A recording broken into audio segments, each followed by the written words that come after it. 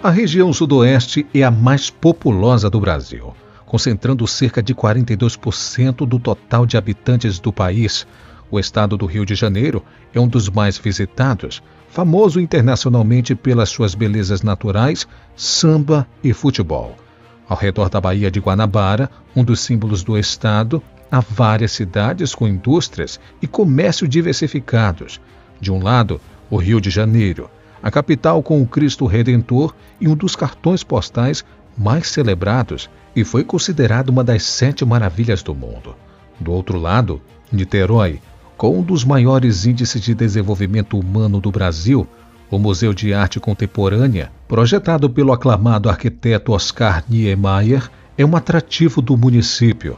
Neste cenário rico em cultura, está a mega construção do vídeo de hoje.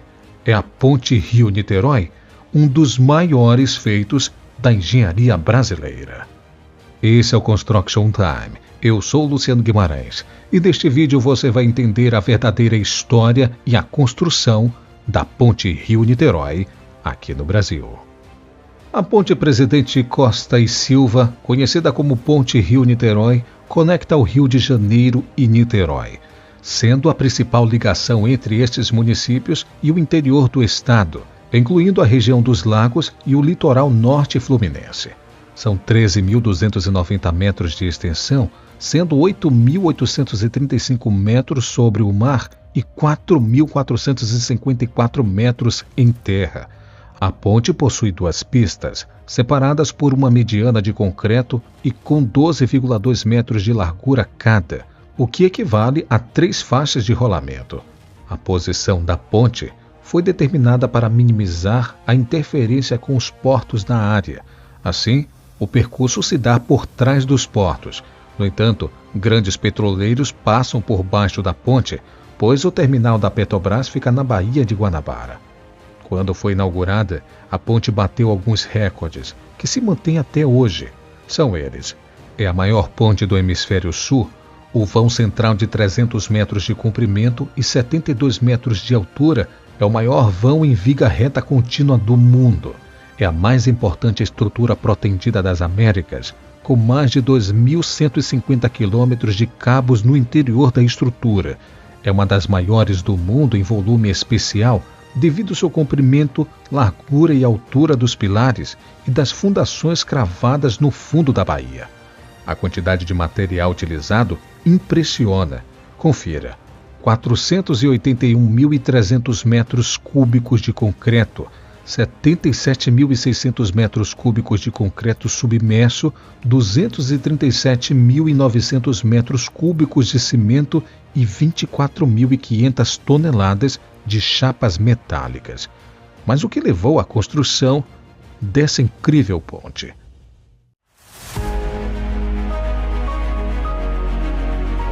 Desde o século XIX, vislumbrava-se construir uma ligação entre Rio e Niterói para acabar com a dependência da travessia da Baía de Guanabara pelas lentas barcaças, que levava até 2 horas.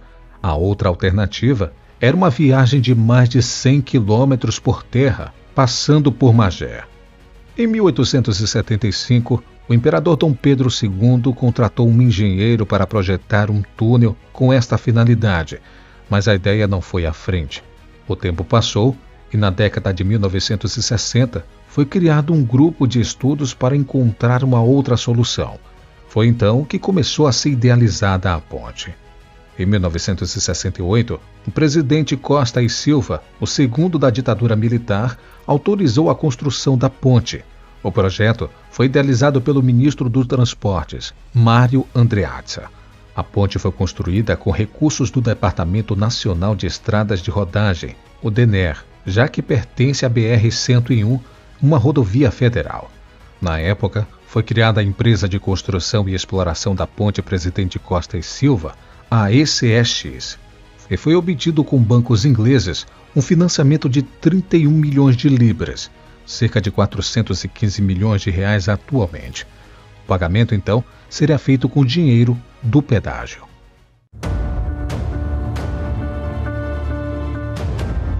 Uma solenidade marcou simbologicamente o início da construção da ponte em 9 de novembro de 1968. O evento histórico teve a presença da Rainha da Inglaterra, Elizabeth II, em sua primeira e única visita ao Brasil. As obras, porém, só começaram mesmo em janeiro de 1969. A estrutura da ponte é formada por 3 trechos principais: vãos centrais junto ao canal de navegação, vãos de acesso sobre o mar e vãos de acesso em terra. Devido à proximidade com 2 aeroportos, a altura máxima para a construção era de 12 metros. Isso descartou os modelos de ponte pensil e esteiada, cujas torres precisam de grande altura. A solução foi usar viga contínua nos vãos centrais, com um vão principal de 300 metros, construído com viga metálica soldada, e vãos laterais de 200 metros.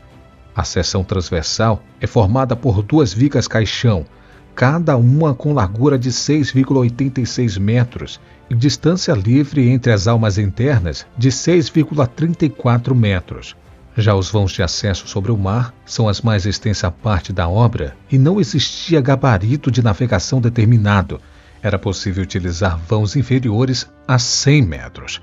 A melhor solução encontrada foi o concreto protendido, pois este material aumenta a resistência da tração do concreto e o grande porte a obra justifica seu uso. Um dos pontos ousados da construção da ponte Rio-Niterói foi não utilizar o processo de avanços progressivos para montar superestruturas metálicas que tem 848 metros e pesa 14 mil toneladas. Em vez dessa técnica, muito utilizada na época, foi usado um esquema de montagem das vigas através dos segmentos pré-fabricados, ou seja, uma técnica de construção segmental. Foram usadas aduelas pré-moldadas, coladas e protendidas, pesando cerca de 110 toneladas cada uma, para montar o tabuleiro da ponte. Essa tecnologia mais moderna de colagem de aduelas revolucionou a engenharia de pontes no Brasil. Ela foi introduzida no país pelo engenheiro Benjamin Hernani Dias. Os trechos metálicos e as aduelas são coordenadas, já que as aduelas têm a mesma forma externa que as 2 vigas caixão do trecho metálico. Os enormes elementos pré-moldados foram levados do canteiro de obra da Ilha do Fundão até o local da construção da ponte por via marítima, com o uso de equipamentos flutuantes, de acordo com o engenheiro civil Bruno Cantarini, que foi o diretor técnico na construção. Abre aspas. Os 9 quilômetros sobre o mar foram a parte mais complexa, o que exigiu a perfuração do subsolo oceânico na busca de um terreno rochoso que aguentasse a estrutura da ponte. Fecha aspas. No terceiro trecho, os vãos de acesso em terra foram feitas em fundações em estacas metálicas e em estacas Frank. Estas últimas têm a alta capacidade de carga e alcançam grandes profundidades. Para as rampas de acesso do Rio e de Niterói, foi previsto o uso de vigas contínuas protendidas, moldadas no local com a seção transversal em forma de viga caixão. O projeto com transversinas pré-moldadas foi executada parcialmente sobre a Avenida Rio de Janeiro. Mas no resto das estruturas de acesso, o anteprojeto foi moldado para uma solução industrial, com vigas pré-moldadas, chamadas de longarinas, no formato de barriga de peixe, pesando até 132 toneladas. No lado de acesso do Rio de Janeiro, são 777 longarinas. No lado de acesso de Niterói, são 365. Ao todo, foram usadas 1.142 longarinas. Além disso, os pilares sobre o mar são formados por pares de colunas retangulares ocas, construídas com auxílios de formas deslizantes, cada uma suportando as reações de uma viga caixão. Em termos de largura, os pilares mantêm a dimensão constante, que é igual à largura da viga caixão, com 6,86 metros na direção transversal. No entanto, na direção longitudinal, a dimensão externa dos pilares varia, conferindo-lhes a forma de um tronco de cone. O interior das colunas é oco e elas são encaixadas na base. Na parte superior, chamada de cabeça, as colunas são maciças. Essa parte tem a função de receber as cargas dos dispositivos de apoio e transmiti-las para as paredes da coluna. Nas bases, os pilares se encaixam em blocos de fundação, cuja altura é de 2 a 2,5 metros, enquanto no vão central a altura dos blocos é de 5 metros. Desde o planejamento e duração de toda a construção, foram vencidos grandes desafios. Um deles foi concretar os elementos delgados, como os tubulões de 1,8 metros de diâmetro, que compõem a fundação da ponte, de forma submersa no ambiente agressivo da água do mar. Foram usados equipamentos de escavação montados em ilhas flutuantes, que são plataformas de aço de 46 metros de comprimento por 26 metros de largura. Os 1.134 tubulões da ponte foram distribuídos em 3 tipos diferentes. O primeiro tipo é de 466 tubulões a ar comprimido, que tem como base a largada e pode ser usado até profundidades de 25 a 30 metros. O segundo é de 199 tubulões mistos, com estacas metálicas cravadas no interior das camisas metálicas pré-escavadas, as quais são posteriormente cheias de concreto submerso. E a terceira é de 477 tubulões do tipo Bearworth, nos quais a camisa metálica é colocada no interior de uma escavação feita até o terreno resistente, com auxílio de um equipamento especial. Neste caso, a camisa metálica é colocada posteriormente como uma armadura e preenchida com concreto submerso.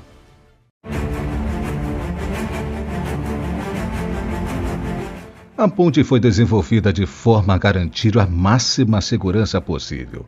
Foram instaladas estruturas de proteção que complementam as fundações do mar. O papel delas é absorver a energia de eventuais choques de navios, evitando danos à estrutura. Se a segurança dos usuários foi bem pensada, infelizmente, o mesmo não aconteceu em relação à equipe das obras. Ao longo da construção, foram registradas oficialmente 33 mortes de trabalhadores. Claro que em uma construção como essa existem riscos, porém, fotos da época mostram trabalhadores de sandálias e raramente usando botas e capacetes. O acidente mais grave ocorreu durante um teste de carga em uma plataforma flutuante. O equipamento não aguentou o peso de 2.000 toneladas e afundou. 8 pessoas morreram.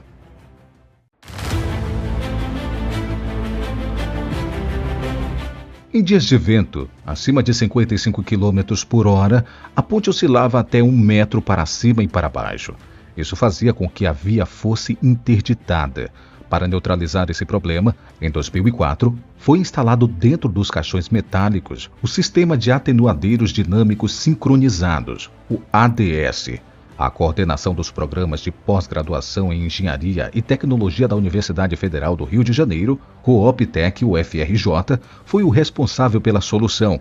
O ADS é formado por 32 conjuntos de molas e contrapesos em aço, distribuídos no meio dos caixões do vão central que absorve o movimento provocado pelos ventos.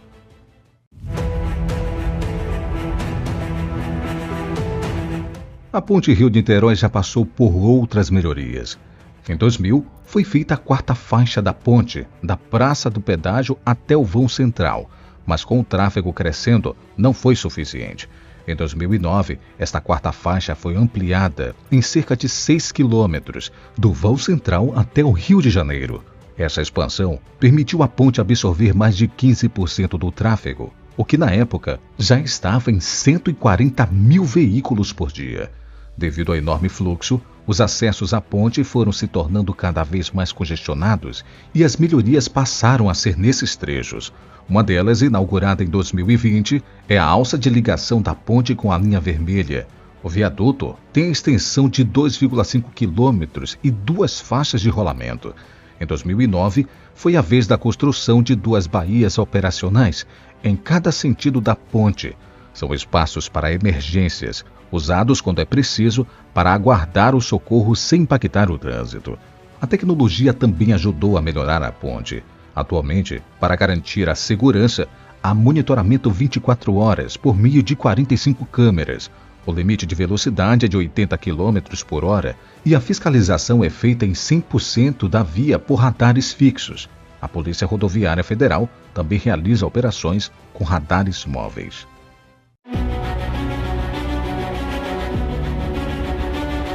Embora a ponte tenha sido projetada para receber 50 mil veículos por dia, Hoje, o volume diário médio é de 150 mil veículos, somados os dois sentidos. O tempo de viagem entre Rio e Niterói passou para apenas cerca de 15 minutos com a ponte, porém, esse trajeto rápido já só é possível quando o trânsito está leve, o que atualmente tem sido raro. A ponte tem manutenção constante e, prestes a completar 50 anos, é apontada pelos especialistas como bastante segura. Sem dúvida, esta mega obra colocou o Brasil na rota de inovações da engenharia de pontes em todo o mundo. Obrigado por ter assistido este vídeo até aqui. Deixe aqui nos comentários a sua opinião sobre este tema.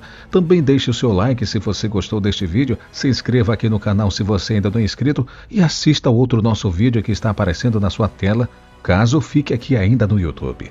Eu vou ficando por aqui e até o próximo vídeo.